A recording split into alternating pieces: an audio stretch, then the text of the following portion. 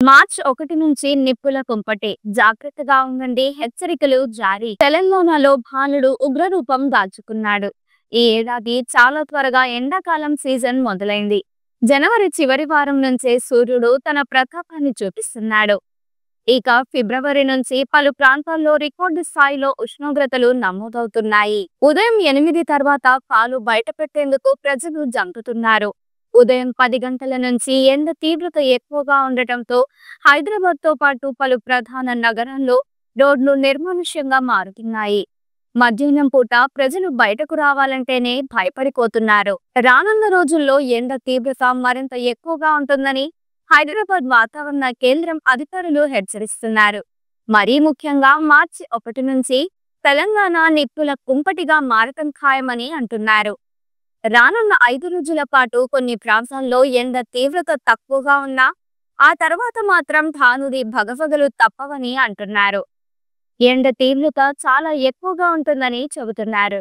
రాష్ట్ర వ్యాప్తంగా శుక్రవారం 35.3 డిగ్రీల నుంచి 38.2 డిగ్రీల వరకు ఉష్ణోగ్రతలు నమోదయ్యాయని చెప్పారు.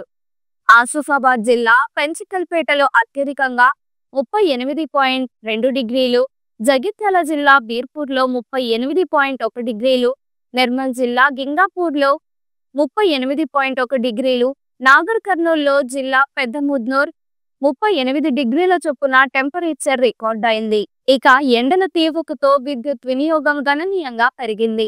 శుక్రవారం రాష్ట్ర చరిత్రలోనే అత్యధికంగా 16,293 మెగావాట్లు నమోదైనట్లు విద్యుత్ అధికారులు తెలిపారు.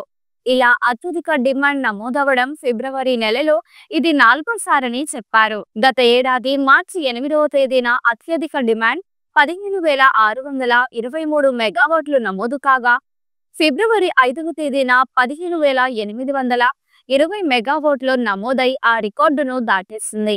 మళ్లీ ఈ నెలలోనే 10, 19 తేదీల్లో అంతకు మించి నమోదైనట్లు చెప్పారు. తాజాగా శుక్రవారం మళ్లీ అత్యధిక డిమాండ్ నమోదైనట్లు అధికారులు తెలిపారు.